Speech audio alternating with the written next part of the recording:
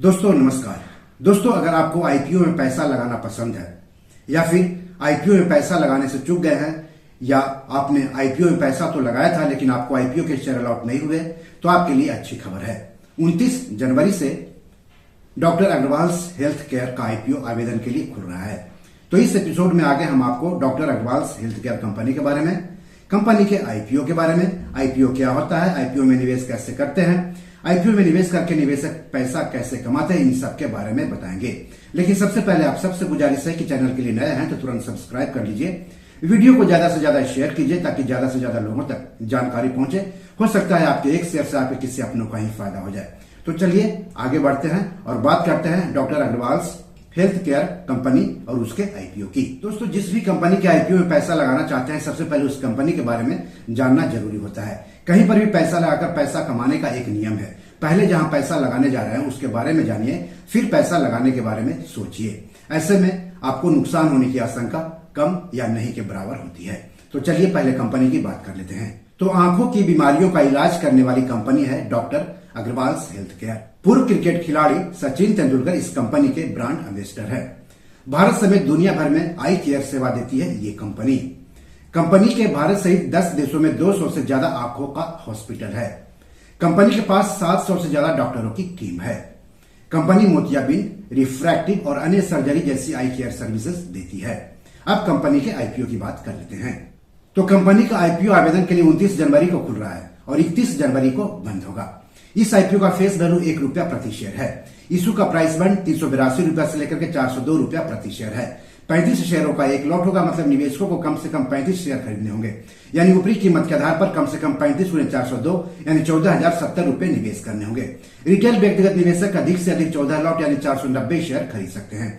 कहने का मतलब हुआ कि ऊपरी कीमत से अधिक 490 × 402 यानी 1,96,980 रुपए निवेश कर सकते हैं। रिटेल व्यक्तिगत निवेशक अधिक से अधिक। कंपनी इस आईपीओ के जरिए करीब 3,027 करोड़ रुपए जुटाएगी। इसमें करीब 300 करोड़ रुपए के ताजा शेयर बिक्री के लिए जारी किए जाएंगे, मतलब 300 करोड़ रुपए कंपनी को मिलेगा। वहीं ओएफएस यानी ऑफर फॉर सेल के तहत कंपनी के मौजूदा प्रोमोटर्स और शेयर होल्डर्स के करीब 2,727 करोड़ रुपए का शेयर बेचा जाएगा, मतलब 2,727 करोड़ रुपए कंपनी में अपना हिस्सा बेचने वाले कंपनी के मौजूदा प्रोमोटर्स और शेयर होल्डर्स को मिलेगा। दोस्तों किसी भी आईपीओ के निवेश के लिए खुलने के बाद शेयर बाजार पर लिस्ट होने तक उसे कई चरणों से गुजरना होता है। जिन निवेशकों को आईपीओ मिलता है उनको आईपीओ के शेयर अलॉट किए जाते हैं और शेयर अलॉट करने की तारीख तय होती है। जिन निवेशकों को आईपीओ के शेयर नहीं मिलते हैं उनको उनका पैसा वापस कर दिया जाता है, यानी रिफंड कर दिया जाता है पैसा, और पैसा रिफंड करने की भी तारीख तय होती है। जिन निवेशकों को आईपीओ के शेयर अलॉट किए जाते हैं उनको उनके डीमैट खाते में आईपीओ के शेयर ट्रांसफर किए जाते हैं और शेयर ट्रांसफर करने की भी तारीख तय होती है। तो इन प्रमुख तारीखों के बारे में हम आपको आगे बताएंगे। आपको बता दूं कि शेयर बाजार आईपीओ एफपीओ में निवेश करने के लिए निवेशकों के पास डीमैट अकाउंट के साथ साथ ट्रेडिंग और सेविंग्स अकाउंट भी होने चाहिए। आईपीओ के शेयर निवेशकों के डीमैट खाते में ट्रांसफर करने के बाद उन शेयरों की लिस्टिंग शेयर बाजार जैसे कि बीएसई और एनएसई पर की जाती है और इसका भी डेट तय होता है। तो इस आईपीओ के अलॉट की तारीख है 3 फरवरी। अलॉट नहीं होने पर पैसे की वापसी होगी 4 फरवरी को।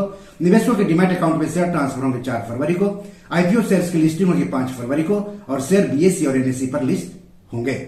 आईपीओ में आरक्षण भी लागू होता है। तो इस इश्यू में 50% हिस्सेदारी योग्य संस्थागत खरीदारों यानी क्यूआईबी के लिए, 15% हिस्सेदारी एनआईआई यानी गैर सांसाधिक निवेशकों या एचएनआई के लिए, जबकि 35% हिस्सेदारी रिटेल निवेशकों के लिए आरक्षित है। इस आईपीओ का बुक रनिंग लीड मैनेजर्स है Kotak Mahindra capital, Morgan Stanley India company, Jefferies India, Motilal Oswal investment advisors, जबकि आईपीओ का रजिस्ट्रार और शेयर ट्रांसफर एजेंट है कैफिन टेक्नोलॉजीज। दोस्तों कंपनी ताजा शेयरों की बिक्री से मिले पैसों का इस्तेमाल कहां करेगी उसके बारे में भी जानना जरूरी होता है। तो यह कंपनी नए शेयरों की बिक्री से मिलने वाले पैसों में से 195 करोड़ रुपए का इस्तेमाल कर्ज चुकाने के लिए करेगी। बाकी पैसे सामान्य कॉर्पोरेट मकसद और इनऑर्गेनिक एक्विजिशंस के लिए इस्तेमाल होंगे। शेयर बाजार में किसी भी शेयर या आईपीओ में निवेश करने से पहले अपने वित्तीय सलाहकार से बात जरूर कर लें। ऐसा नहीं करने पर आपको आर्थिक रूप से नुकसान उठाना पड़ सकता है।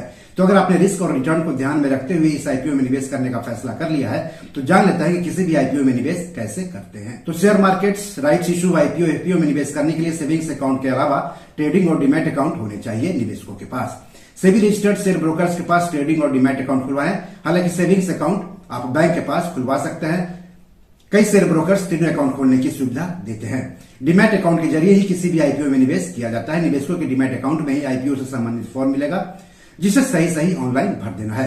आईपीओ के संबंध में जानकारी के लिए अपने शेयर ब्रोकर से भी बात करें। अब सवाल है कि आईपीओ क्या होता है और निवेशक इसमें पैसा लगाकर पैसा कैसे कमाते हैं।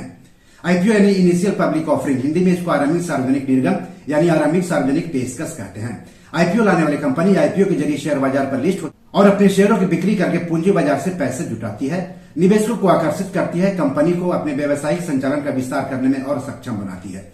वहीं दूसरी ओर निवेशक भी इन आईपीओ में पैसे लगाकर पैसे कमाते हैं, बशर्ते आईपीओ अच्छी कंपनी का हो। अब सवाल है कि आईपीओ से निवेशक पैसा कैसे कमाते हैं। आईपीओ के शेयर जिस कीमत पर निवेशकों को अलॉट होते हैं, अगर शेयर बाजार पर लिस्ट होने के बाद उन शेयरों की बाजार कीमत अलॉट हुई कीमत से अधिक होती है तो वही निवेशकों की कमाई होती है या रिटर्न होता है। मान लीजिए आपको किसी आईपीओ के शेयर 100 रुपया प्रति शेयर के हिसाब से अलॉट हुए। शेयर बाजार में लिस्ट होने के बाद उन्हीं शेयरों की बाजार कीमत अगर 150 रुपये प्रति शेयर पर पहुंच गई तो जो 50 रुपया है तो वही प्रति शेयर कमाई है। बी और मनी मैनेजर में आज इतना ही। एपिसोड कैसा लगा हमें जरूर लिखिएगा। डॉक्टर अग्रवाल हेल्थ केयर के आईपीओ में क्या आप पैसे लगाने जा रहे हैं, कमेंट बॉक्स में जाकर हमें जरूर बताइए। इस एपिसोड या पैसे से जुड़े कोई सवाल हो तो जरूर पूछेगा। आगे किस टॉपिक पर वीडियो चाहते हैं हमें बताएंगे तो अच्छा लगेगा। धन्यवाद, नमस्कार।